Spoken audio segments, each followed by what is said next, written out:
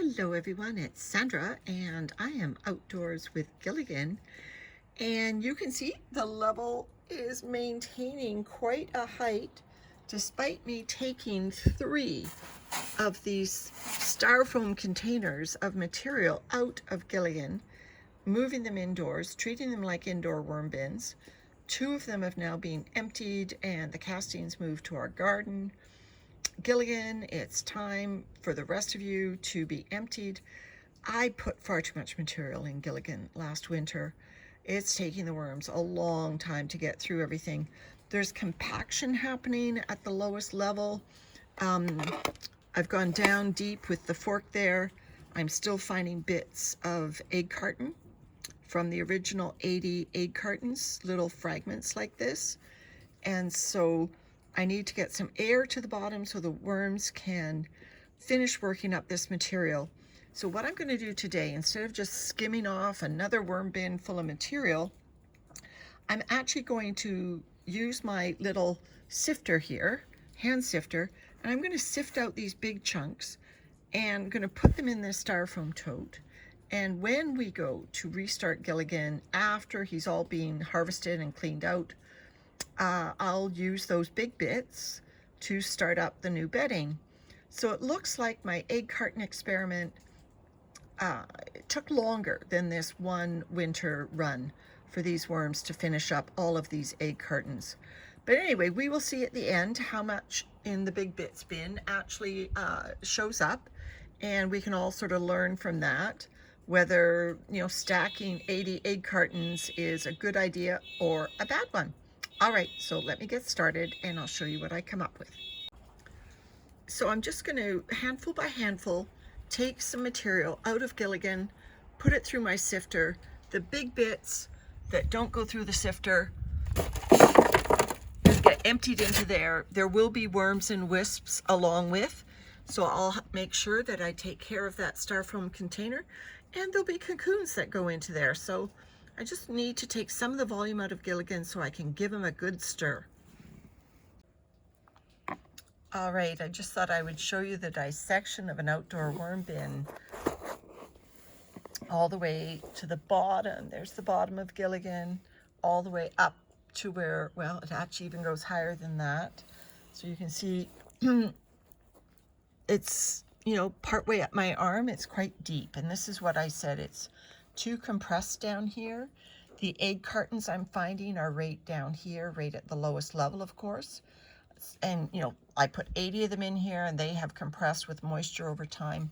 So let's just, this is what I've been doing, is I'm using my hand, not the fork. It's just breaking away material here.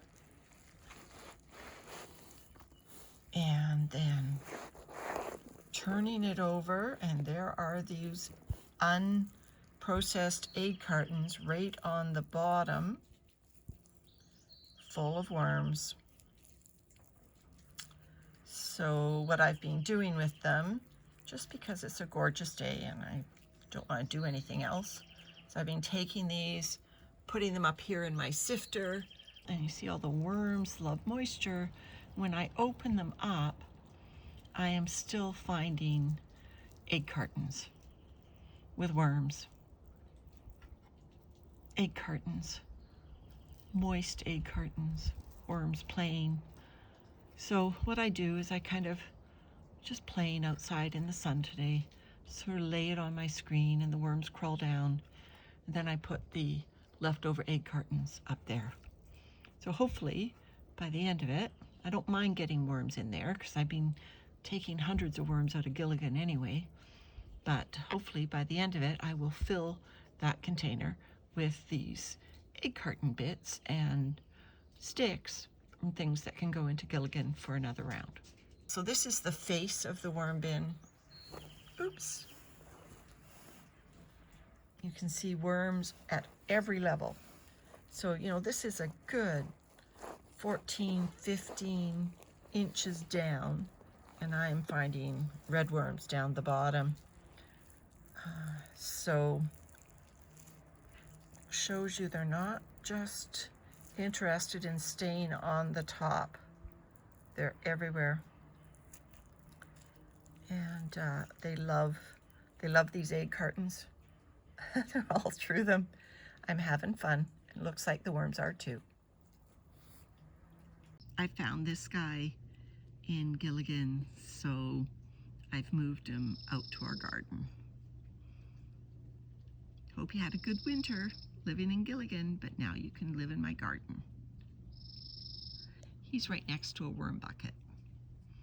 He might be too big to get in and out of the holes, but that's okay. Our raised beds are 22 inches high and about 22 feet long, so he'll have a good life.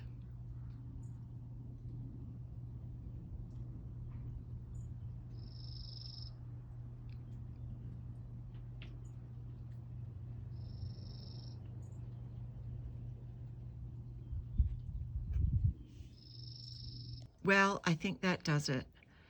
I've done about 3/4 of the bin of what you would call overs, I guess. There are still lots of leaf stems. I've got to meet lots of Gilligan's worms. I've got to see lots of cocoons still in here. Of course they are. They fell through the sifter. I got that wrong in the beginning, that I thought cocoons would go into the overs, and there will be some, you know, in amongst the pine cones. Maybe not so much, but in these egg carton bits that are still glued together, there's probably lots of baby worms, and probably some big ones as well, and cocoons. So let's just look at the stuff I've been sifting. It's beautiful material, of course, not sifted to, you know, a really fine degree. The needles obviously can still go through, pointy end down, but it's better. You know, because I did a fluffing, I really haven't reduced the volume in Gilligan. However, this will settle. The air will settle out of it over the next few days, and my goal is strictly to reduce volume so that I can stir down to the bottom. And I did get down to a few really moist pockets that, you know, hadn't seen air, I would assume. They weren't smelly, but they definitely, and they had worms alive in them, so they weren't anaerobic, but they definitely weren't going to get processed until they got fluffed up. And those bits are in there now, and so there's lots of air spaces between them and the worms. The worms that are in that bin, we'll start working on them, and then that will become part of the bedding for Gilligan when we restock him. I don't want to put a timeline on it. We're busy with things, but this stuff has to get to our garden, so not long before we empty out Gilligan. All right, everyone. Bye from Sandra, and bye from Gilligan.